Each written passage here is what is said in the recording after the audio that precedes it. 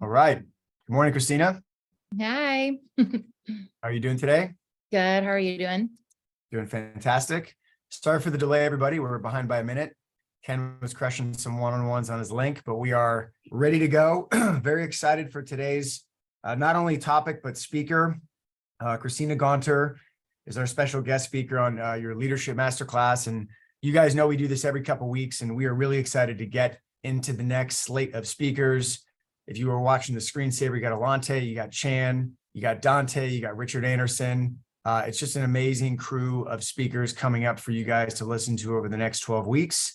And today is the beginning of the list of special speakers. And Kristina, it's funny because we were talking yesterday on the prep call, how we started back in Sacramento in the early days. You were doing cosmetics, I was doing certificates, and you've had an incredible journey across the country, going from West Coast to East Coast.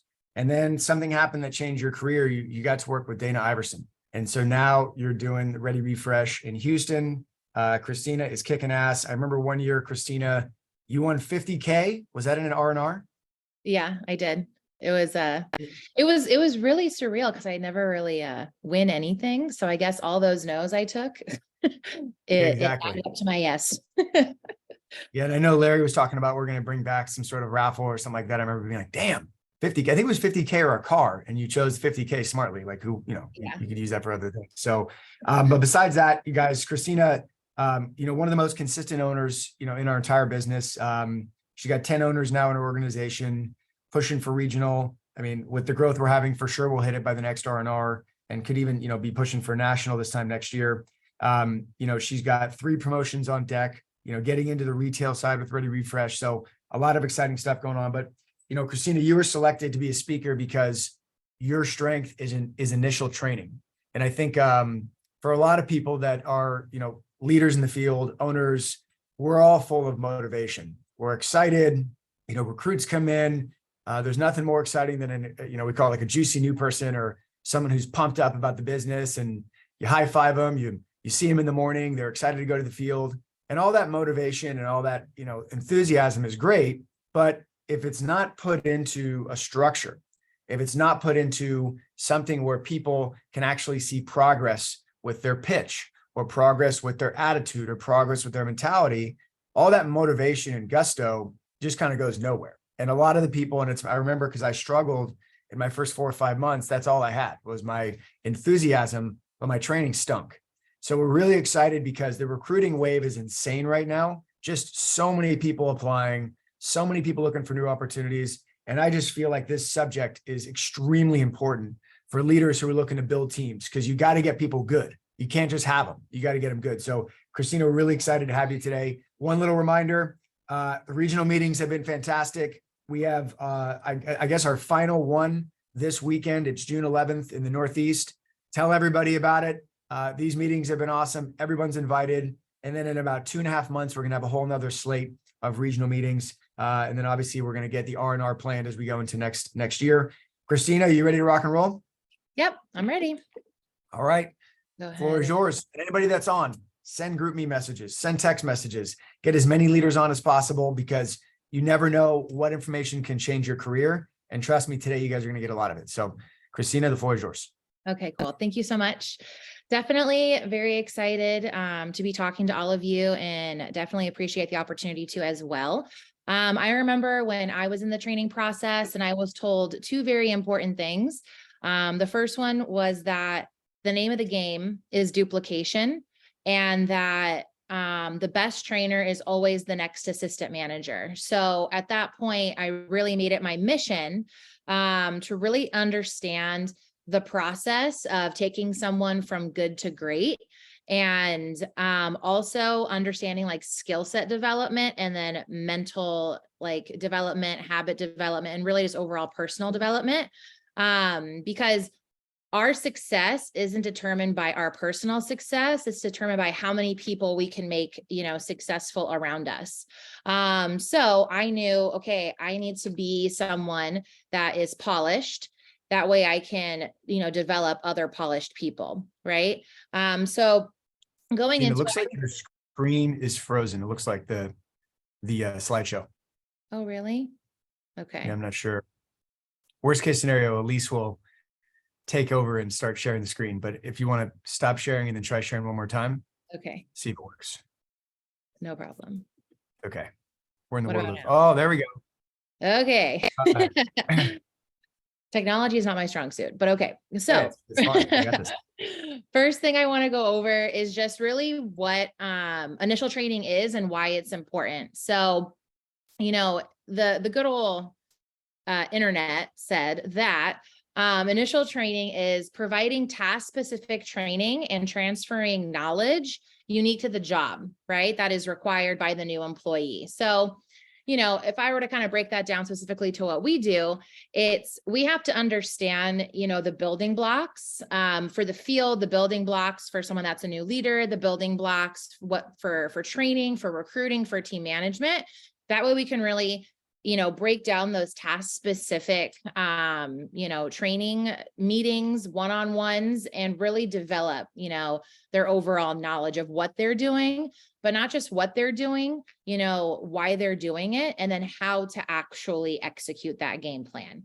Okay. Also, I think when I look at training, it's not just a part of the training program. It's not just a part of management. I think it's truly a profession. And it requires a lot of energy output. It requires a lot of strategic planning. It requires a lot of constant communication, the entire time someone's a part of your team and as they progress. There's a lot of categories for training as well, from, sales to management training.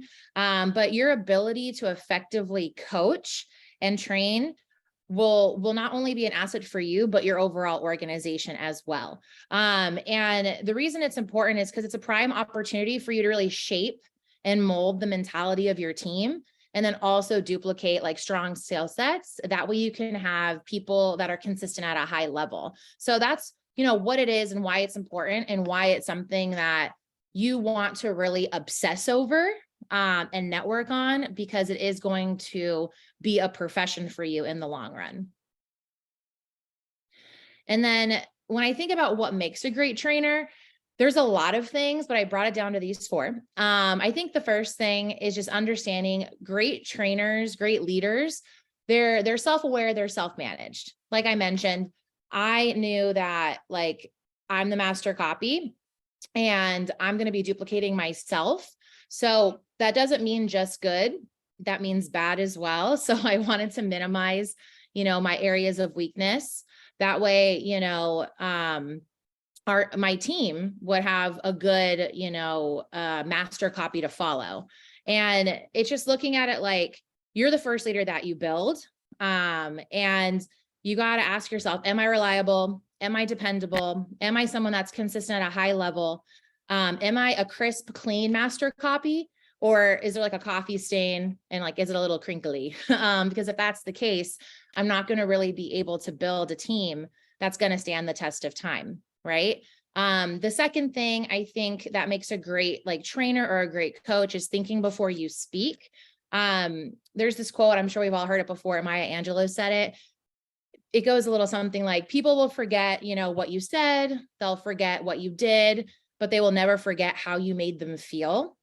And this was something that I really had to work on. It wasn't so much I didn't have the knowledge to give. It was just more so how I was delivering it. So I think how we say something is often more important than the actual content of the message. It's just really understanding communication, understanding who you're talking to, and being able to connect with them. And not just relying on having good information, but also a good delivery. That way they're receptive. Because if you're coaching them and they're not receptive because of how you introduce the topic or the tone, then it's going to go in one ear and out the other. So I think understanding how to deliver information, whether it's, a situational conversation or a critical conversation, is how you're going to get the most out of everybody that you do work with. I also think being vanilla, what I mean by that is just keeping it simple, right?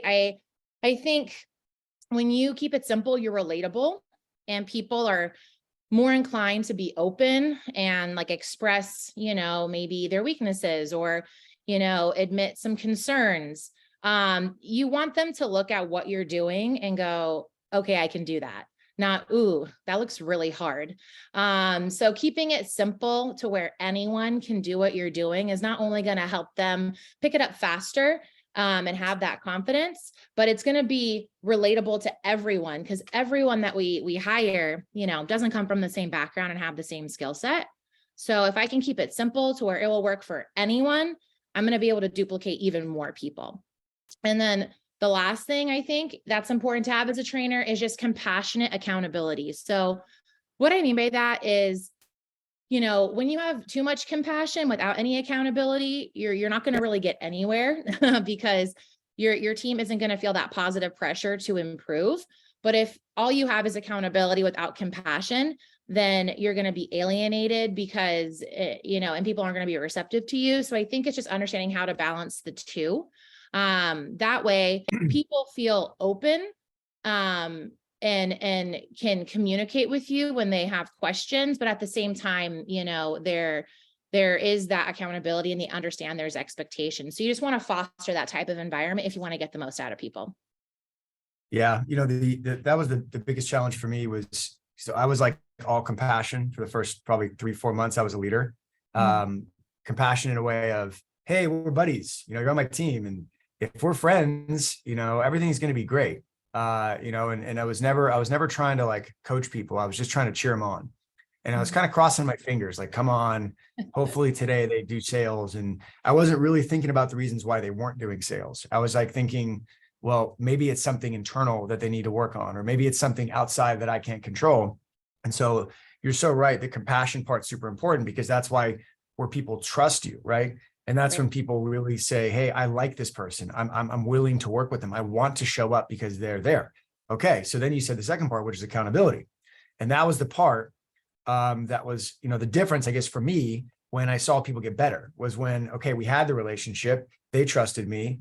Well, now I got to actually coach them. And it's funny because we use the word leader a lot, but really we're coaches. Like, and of course a coach can be a leader, like, but when I think of like a leader, people think of public speaking, people think of, whatever, running companies and having this image, but really we're like coaches. We're coaches. We coach people. And so I'm glad you brought that up, because the accountability part is the final piece to being a good coach, where when you have the relationship, then you have to look at everything that's going on with your person and think, okay, I see a problem. How am I going to deliver this message to them in a way where they're receptive to it? Are they new in the business, so they're sensitive? Are they very sensitive and new? So I can't be too harsh, but I got to bring it up, right? Or are they thick-skinned? They're kind of like, I know it all. Now I got to beat them up a little bit more because this person just thinks they know it all and they really don't. But if you don't have the accountability portion with the compassion, I had just a bunch of people on my team and they all sucked, right? So at some point, the accountability part has to be there. Otherwise, your team is not going to get better. So I really love that you brought that up, because as a trainer, you have to master both. Yeah, absolutely. I definitely went through that learning curve as well, where I was all one and then I wasn't the other. And once they came together, that's when I really was able to build. So yeah, I agree. And I know we talk a lot about, training and developing people. And I've also said a few things already on the call, and it's almost like, okay, I get it, but how do I apply all of this? And I think, one thing that I took recently from Mike Tarantoni from one of our Dallas meetings is he said, great trainers have this philosophy where it's, I'll show you, we do it together, and then you show me, right? And as long as you have a great attitude and, a great work ethic, we're going to continue that process until it clicks, right? And, I also remember when I was new to training, hearing like the 3-3-3 rule where, the person that you bring in, like Van talks about in the beginning of the call, that is so excited and we're equally excited about them, they're going to come in those first 3 days because they like you, because they're connected to you, because you said something or did something that, inspired them and brought them in to where they were willing to expand their comfort zone and give it a shot. They're going to stay the first 3 weeks because they see that progress, they see that money, right? Because at the end of the day, we all have bills to pay, and the world's not getting any cheaper. So being able to develop that skill set where they actually see, that financial consistency is important. And then they stay the first 3 months because they see the opportunity. They are not only excited, but they're progressing, right? Like there's a lot of forms of motivation out there.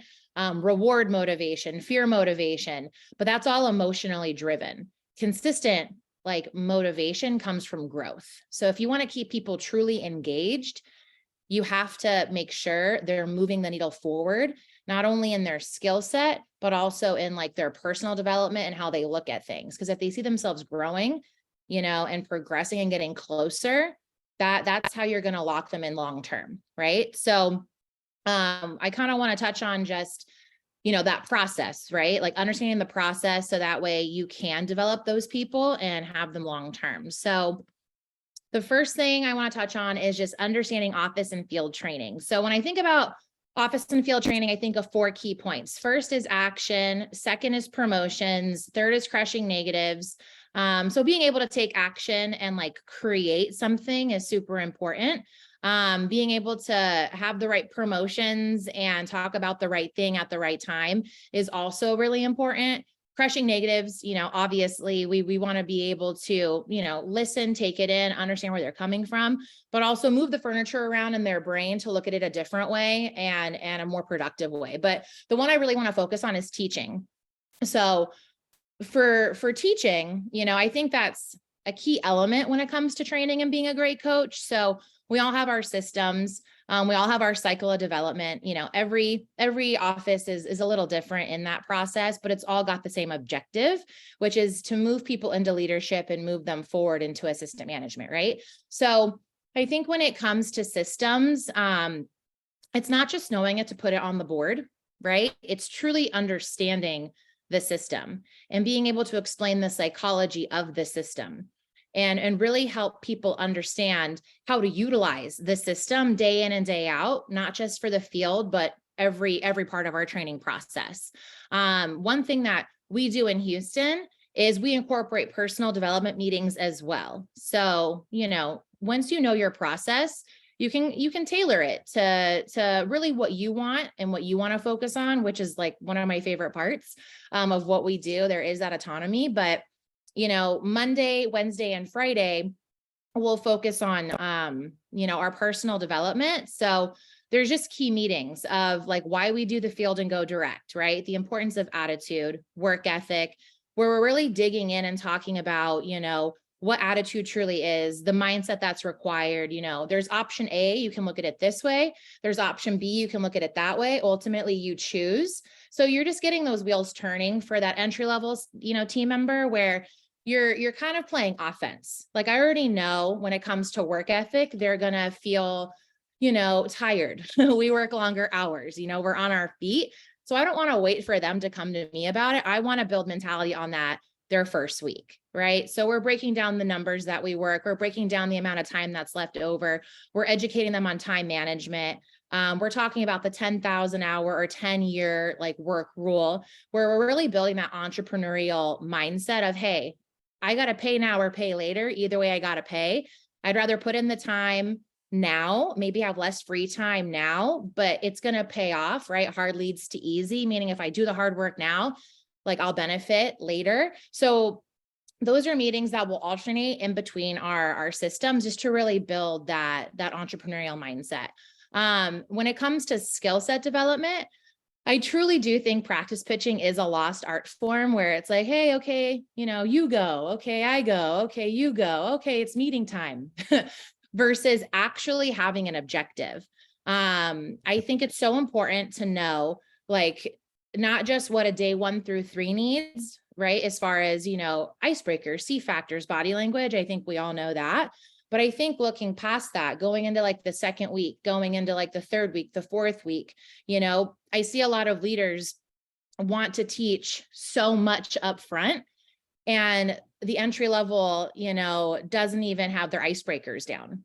So I think it's just understanding the foundation of what makes someone good in the field, what makes somebody good, with training, with recruiting, and creating like stepping stones where, hey, once we get intro and short story down, now we're really going to dive into the presentation. Now we're really going to educate on impulse, right? And the basics of impulse, and focusing solely on that part of the pitch. Because if you're noticing like their conversions are lower from the presentation to the close, I just want to like isolate that. I just want to rep that part out. I want to have a few common scenarios in mind that we can rep out as well. That way, when they come across that in the field, they're comfortable, they're ready. Oh, I worked on this all morning, right? Like they should want to take a water break because of how many times you're having them pitch, to really isolate and repeat. And like that repetition, that's how you create, success. And it's funny, I was talking to one of my leaders last night about someone that they were training, and they were talking about their reading and recognizing and how it wasn't as strong as they would have liked. She would see the trainee talk to like a little old lady the exact same way he talks like a big, man. And she's like, I just wouldn't have approached those people that way. And so, okay, well, what could you do tomorrow to help benefit and develop, that reading and recognizing skill? And it was like, oh, well, I could be the grandma, I could be the big man, I could be the young kid, I could be the foot traffic. I'm going to have all these different scenarios to really help develop this reading and recognizing skill set, right? And I just feel like when you don't come in with a game plan and there's not like a target, you're aiming at nothing. You're going to miss every single time. So I think it's important to have your systems down, have personal development, and then also understanding the skill set and really how to get somebody good at the intro. What makes someone truly good at the short story, at the presentation? Isolate it, rep it a million times to where it's automatic. And then from there, that's how you create like that confidence and consistency when it comes to office and field training. Yeah. Wow. Well, I got some good notes here. The first one is for anyone, for you guys that are hiring new people, Kristina said she talks about the negatives before they ever happen, like a lot. So Kristina, give me an example of like, you hire someone, they're new, they come in, you're talking about the field, you're talking about their feet are going to hurt. You're talking about the fact that they got to see a lot of people. They're going to hear the word no more than they hear the word yes. Talking about entrepreneur mentality. What kind of difference does that make for that person? Because we've heard Larry on calls when he talks about recruiting, he's telling the candidate, hey, I was kind of nervous about commission when I started, but then I saw so-and-so and it was like taking orders at a fast food restaurant, right? So I imagine for you guys, when you're hiring someone, if you don't talk about the fact that, hey, you're going to hear the word no a lot. Hey, rejection, get ready for it. Hey, you got comfortable shoes because we're going to be walking. And then you, the trainer, being relatable. They're like, hey, I remember when I was new, the no's hurt a little bit, but once you get used to disqualifying properly, not spending time with people who are not interested, do not turn a no into a yes. It really helped my attitude a lot. I just think, Kristina, that is one of the most important things that people don't do, because you're telling people the negatives they're going to experience way before they experience them. Because when you don't do that, they come back and say, hey, I just don't think this is for me. There's just the rejection is crazy. And you're like, damn it, I should have said something. So how much time do you spend with your new hires or a person that's new on your team, prepping them? And then how do you prep them on the negatives in a way where it doesn't freak them out? Yeah, good question. So I think just like the cycle of development that we have here and the process here, of course we tailor it person to person, but overall, from 11 to 11:15 every morning in our office is time to do systems or some type of workshop before the impact starts. So on Mondays, Wednesdays, and Fridays, there's these pre-made meetings, almost like how we have our systems typed out. It's like a pre-made meeting where we kind of remind them of everything they heard in the interview, heard in orientation, of, okay, this is why we go direct. We kind of reestablish credibility with the client. We talk about the personal growth that you're going to experience with it. We talk about the challenges, and then Wednesday, it's more mindset, attitude, because that's going to be, their first week, third day, they're seeing a lot of no's. So we're getting them accustomed to that. And then, so I would say they're getting 15 to 20 minutes, 3 to 5 times a week. And it's in kind of like a little group where a leader is running that. And then we do one-on-ones heavily those first couple weeks, just to really like take their temp and talk about it. So that way there's no surprises, and when they have that feeling of, I'm tired, it's like, well, they told me I was going to feel tired. They told me, what to expect, and they can kind of bounce back to that meeting and that mentality we built to like push them forward, being left alone with their own thoughts. Yeah. Well, it's cool because you tell them what's going to happen. They see it, they experience it. They're going to think, well, this person's smart. They're predicting the future. So I'm going to trust them more. One more thing before you get to the next slide.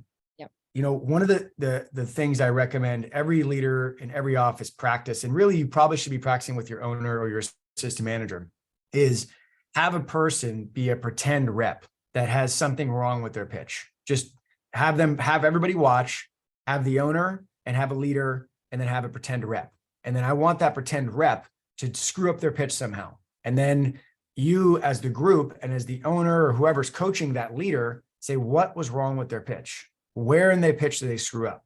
The reason I bring that up is because really the system we have in place is kind of like a math equation, where if you guys remember algebra, it was like 4 plus X equals 7, right? It's like, okay, what is X? X is something. We know the answer is this. We know the result is this. X is something. And it's always one of something in the system.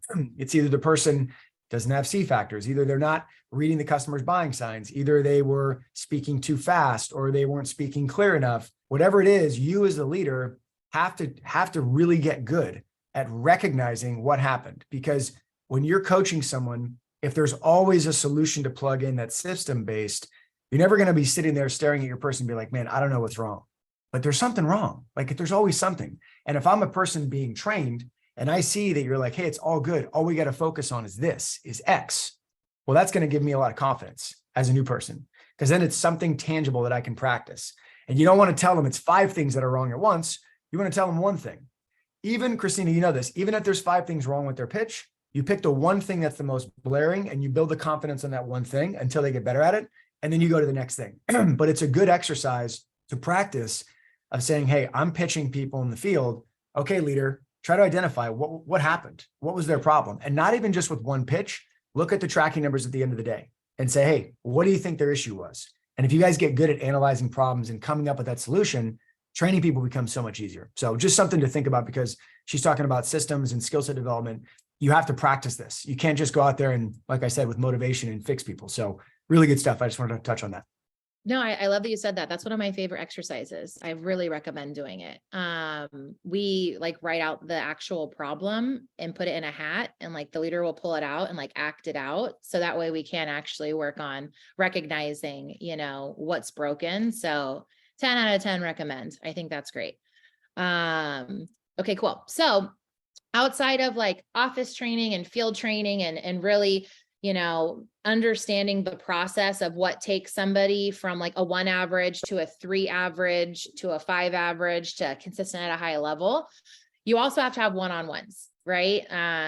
For a few reasons. So there's a couple reasons here listed. So the first one is your first initial one-on-one. It's like the rehash where you're rebuilding that relationship from the interview. It can be the first day they're coming in for that orientation, grab them a coffee, sit down, talk about the weekend, and then reset expectations. It could be once they pass through orientation and it's, hey, congrats. This is where we are. This is where we want to be. This is how we're going to get there.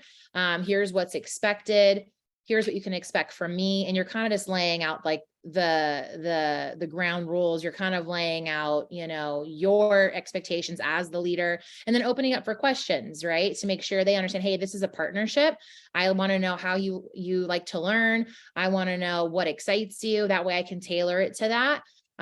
So it really just sets the tone, right? That way you can always reference back to that conversation of, hey, you said you wanted to qualify for leadership or account management by this date.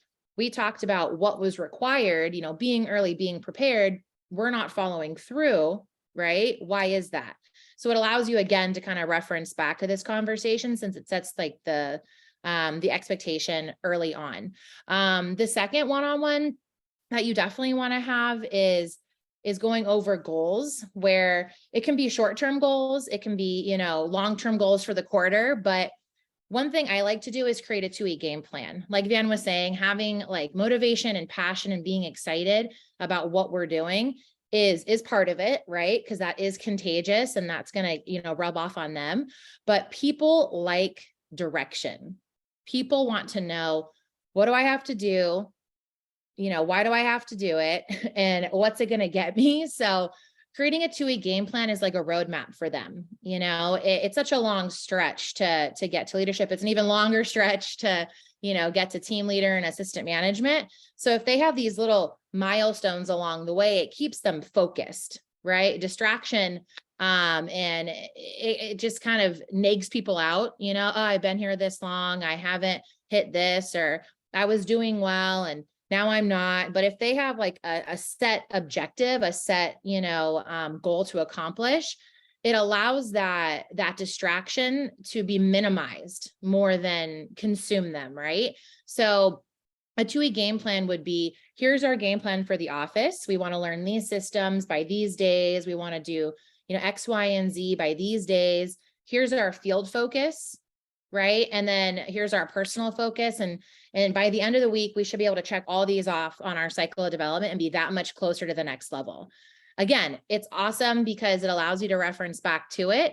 If they're hitting those things, perfect, keep it up. What's working for you? If they're not, opportunity to have that compassionate accountability of, okay, why are we not moving forward? What can I do? What can you do? How can we like bridge this gap and actually get to the next level? We don't want to be sitting in the same place for too long. Now, personal one-on-ones, it's like taking their temperature, right? So I think this is important to do outside of the office, grabbing coffee, grabbing a dinner. It's just not as formal. I think they'll be a little more open with you, and being able just to talk to them about, hey, like, I know you live with your boyfriend or your girlfriend, and we work a lot. So, how have they been doing with the adjustment to the new schedule? Right. And we'll talk about that. And then I can relate and I can give them some tips and I can talk about time management with them. I can also touch on, how they're doing with getting, taking on more responsibility. Like, are you feeling good about it? Are you feeling overwhelmed about it? It's really just to take their temperature, kind of see how they're feeling about everything and where we can improve, right? Maybe they don't feel like they were as prepared as they needed to be to train and lead a car ride. So, okay, let me reel you back in and re-go over these meetings. So I think a personal one-on-one is important just to kind of gauge where they're at, where their head's at. The fourth type of one-on-one is progress. This is more focused on just business, where you can really dig in on like their office presence, their field results, their leadership, results if they're a new leader as well. And then also big picture, right? I think big picture is important because it just gives them that vision, right? Without vision, people perish. And it's easy to get caught up in the day-to-day, be a slave to the immediate. So I think being able to have them really put down pen to paper, where they see themselves in 90 days, it is going to give them like that clear direction. So doing these, once a week, every other week, I think should be a requirement, because people is who we're building, and people are emotional. So I want to be able to be involved with them as much as possible, and help manage their mindset, help them through those challenges, and kind of guide them down the road that they want to go down because of what their goals are, right? I don't want them to go into a detour. I want to keep them going down the right path. Yeah. I mean, one-on-ones, we've been talking about it a lot in my office, a lot with my owners, like leaders. If you don't, basically manage people as individuals, the team will never grow. The team will never perform. People sometimes think, okay, I'm just going to manage my team. People say all the time, oh, how do I get my team to do this? Your team is just an assumption, or basically a group of individuals. They're individual people that need individual attention, that have individual personalities. Some people are sensitive. Some people are not. Some people need more conversations. Some people need you to ask them about their family, like she mentioned. And one of the things too, I'll say as we get to we finish up here, going into one-on-ones, I think it's really important that you're not going into that one-on-one with an agenda that basically makes it to where they have to be excited, or they have to want to do this, or they have to stick with it. I think you got to go into one-on-ones knowing that this may be the last one-on-one.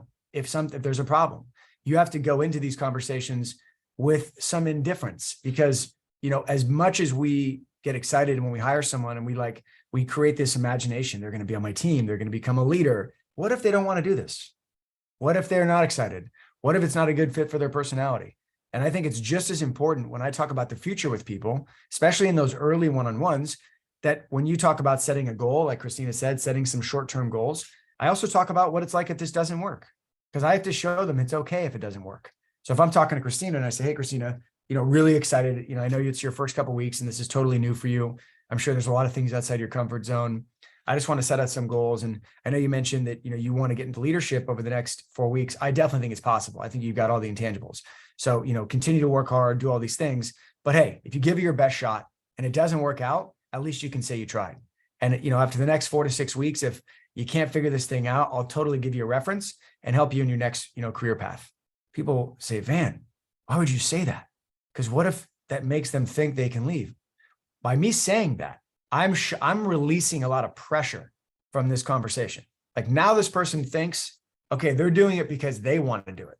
I'm not making them do it. So I'm going to paint the picture about the future, especially when they're early. And even if someone's, a leader and you set up a goal for them to get to management, hey, these next 3 months, we got to be focused, because if you're not focused, it's not going to work. In the next 3 months, if you're giving this everything you have and you're not promoted, okay, well, at least we can say we tried.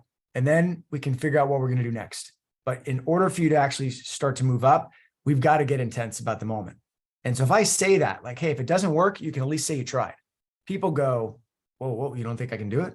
Wait a second. You're saying that there's a possibility of me not getting promoted? I'm telling you guys, it's not like you talk about fear of loss or, hey, it's not going to work out. You have to paint the picture of both things. If you don't, you can't just talk about them getting promoted. You have to talk about what happens if they don't, and that's okay too. And I'm just saying, because Kristina, in these conversations, I remember myself, I never talked about the possibility of it not working. I only talked about them getting promoted. When in reality, people need to hear about the concept of it not working, of them not getting to leadership, of them not getting to management, and how that's okay. Because 90%, we're looking for the top 10% anyways. So it's kind of like a customer at the door. When you see those negative buying signs, you kind of have to say, hey, it's okay if I leave, because otherwise you're going to get stuck with people who are not excited, that you're trying to force enthusiasm on them.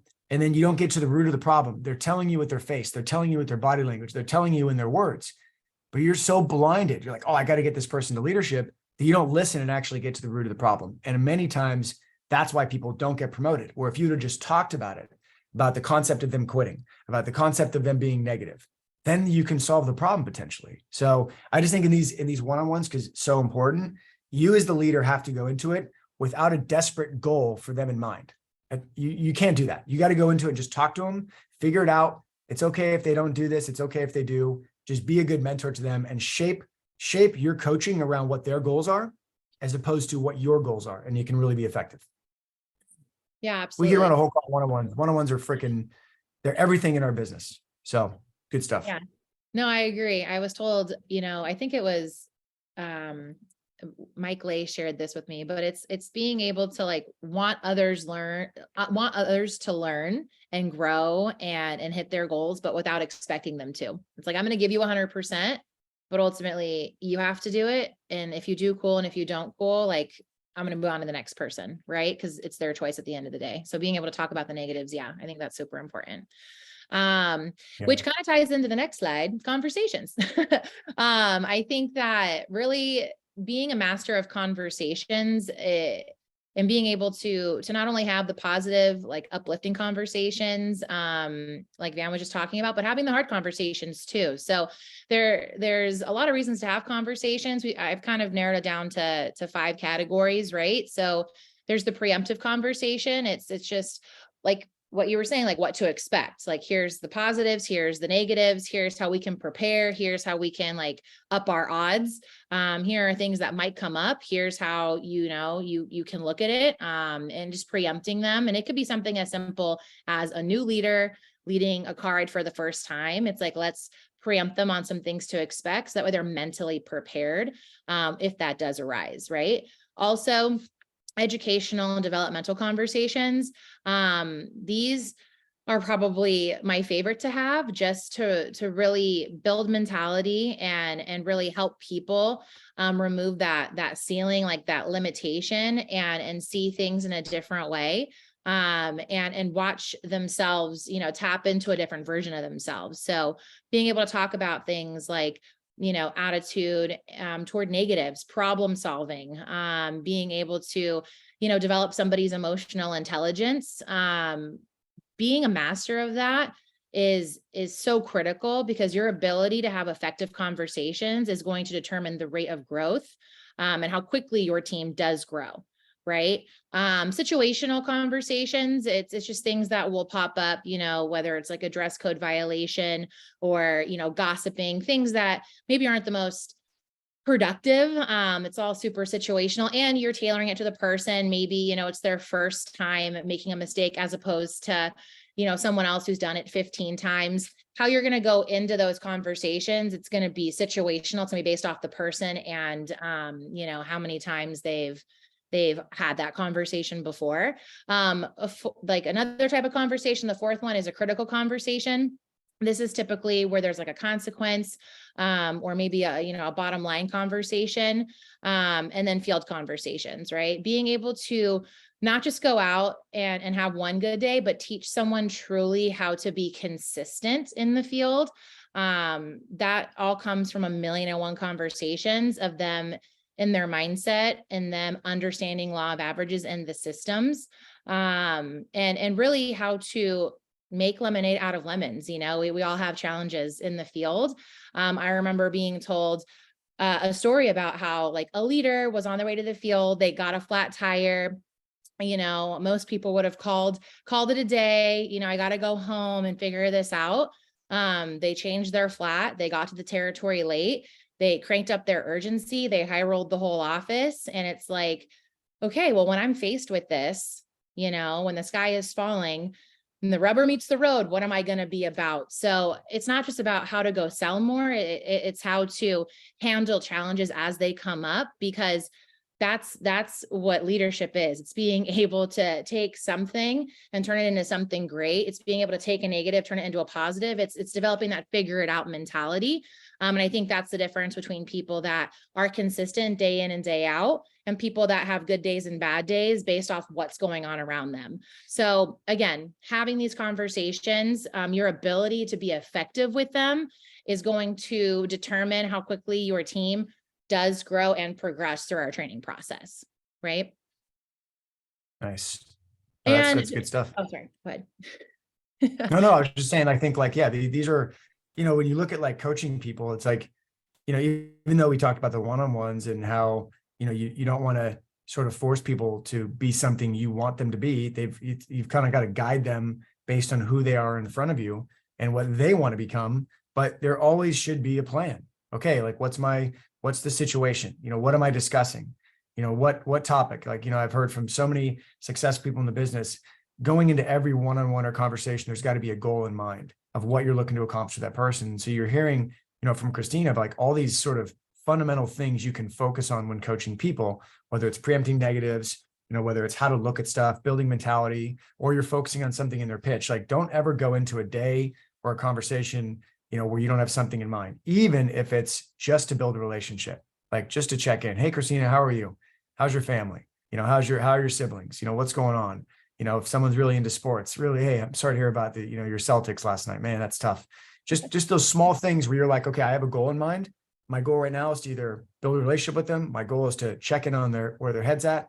My goal is to ask about their family, or my goal is to say, we got to work on your intro short story. Let's get to work. So I love that, Kristina, you're so good at initial training because you just have this structure that you follow, that you give to your people. And, there's no perfect structure in our business. It's always a little bit of organized chaos, but you can have those simplified ways of approaching things that help people. So I love it. Yeah, absolutely. And that kind of just brings us to the wrap up, right? And it's just being prepared. You never want to show up and just wing it. You always want to write out like your to-do list of, okay, here are my leaders. Here's what conversations I need to have with them on this. Here's what I need to prepare them on when it comes to this. Here's the expectations, that I want to set for the day. Like, here's my overall objective. And then I've got my people pushing for leadership. I need to, have a conversation with this person because they had a slow AM and didn't overcome it, right? This person's talk to the phone or, talk to the tablet or, whatever program you're on was low. So I got to make sure they're in this practice pitch workshop. It just all comes down to preparing, right? Because failing to prepare is preparing to fail. And when you have one person on your team, you can get away with it. Trust me. I did that. That was my, my way of going about things, was being able to wing it and kind of BS. But once you have 5, 10, 15, 20, 40 people, which is everyone's goal, right? You can't wing it. There has to be a game plan. There has to be an agenda. There has to be something you're coming into to attack that gives you purpose. And when there's purpose, there's passion. And when there's passion, that's when there's like that progression, you know what I mean? And then being able to execute it, right? Being able to execute it at a high level is also very important. You got to have a game plan, but you got to make sure you follow through. You got to make sure you get results. And then analyzing it, how was the conversation? What were the results that we got? How can I be better next time? And then if you just follow this process every single time, when it comes to entry levels, when it comes to new leaders on your team, you're going to see the needle move forward, not only in their development, but your development, because as they grow, you're going to grow as well, which is the whole point of being a great trainer. Yeah. And, I think first of all, that was awesome. I got a lot of notes. Secondly, when you look at the initial portion of someone being hired on your team, it's not just teaching them what to say, it's teaching people how to think. You're really, a lot of the conversations is, okay, you're listening to how this person looks at stuff. And I think so many people, when they hire someone, they're just hoping that they look at things automatically from an entrepreneurial standpoint. And when they don't, they get like frustrated and they're like, no, that's not how you think. These people have 22, 25, 30, 35, 40 years of habits of the way they look at stuff. And so a big part of your job as an initial trainer is to get to know people and to listen. And if I have someone on my team, I'm doing less talking when we're in the field than they are. They're doing a lot of the talking because I want to know how they think. I'm like a doctor. I've got to analyze what's going on with this person. So if I'm training Kristina and I know my first 2 or 3 days, like, we have this system, we've got this great business model, we've got the field, we've got the client, but I got to figure out Kristina. And so a lot of my questions are just kind of figuring out what makes Kristina who she is in front of me right now.